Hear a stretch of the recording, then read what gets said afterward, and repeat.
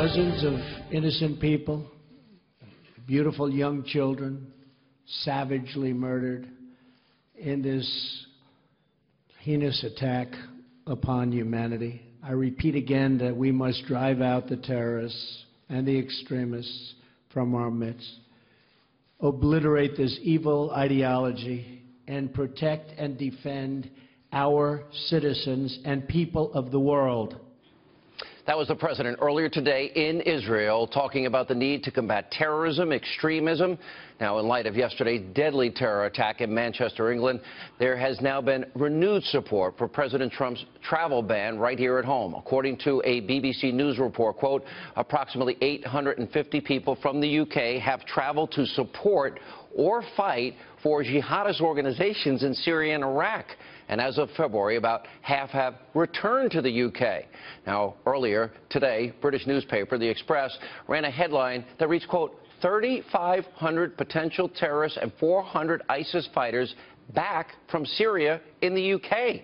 Joining us now, the host of Michelle Malkin Investigates, CRTV.com, Michelle Malkin. That is inconceivable to me. Just like those that are unwilling to vet people that grow up in a culture that contradicts our constitutional republic here, where men think they have the right to tell women how to dress and they can't drive, and they can't leave the country without a man's approval, or they kill gays and lesbians and they persecute Christians and Jews, and you can't build temples or places of worship. My question to you is, look at England, look at how we're acting, and the left is reacting here to just vetting people. And what is your reaction if we want to keep the American people safe? Well, the lesson we should have learned on September 11th, 2001, Sean, is that unfettered worship, even fetishization of open borders and diversity and political correctness at all costs human lives.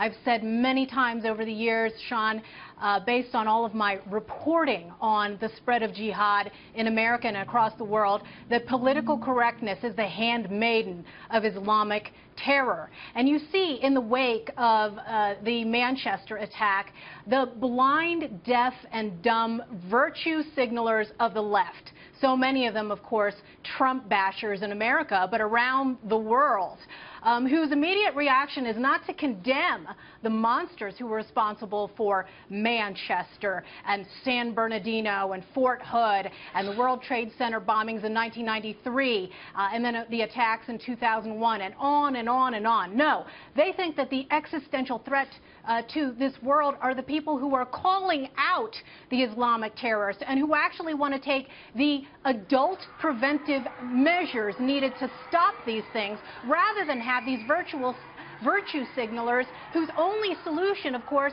is to respond at the back end. You know, we have first responders, but these people are last responders. The only solution they have to Islamic terror is lighting candles and switching their Twitter avatars.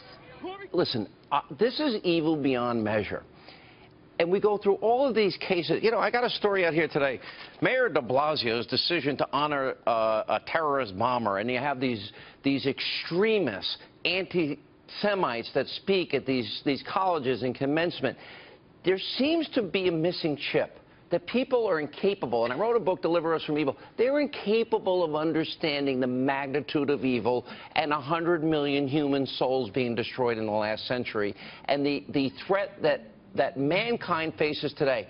They targeted kids below teenage years yesterday. They targeted teenage girls yesterday. They did it with the maximum amount of damage possible as they put all these nails and all these things for maximum carnage. I don't understand for the life of me how we get called racist because we want to keep people safe, and we're just asking that you show that you want to be on our side before we let you in and give you the honor to be in. Yeah, that's right. And one thing I think that aggravated me the most about the response yesterday after the Manchester attack was this cluelessness about the barbarity of Islamic murderers, and somehow that yesterday was a new kind of low because women and children were targeted, as if we haven't seen that for the last 20 years. This is a way that Islamic killers have operated for millennia, and people need to open their eyes and get woke.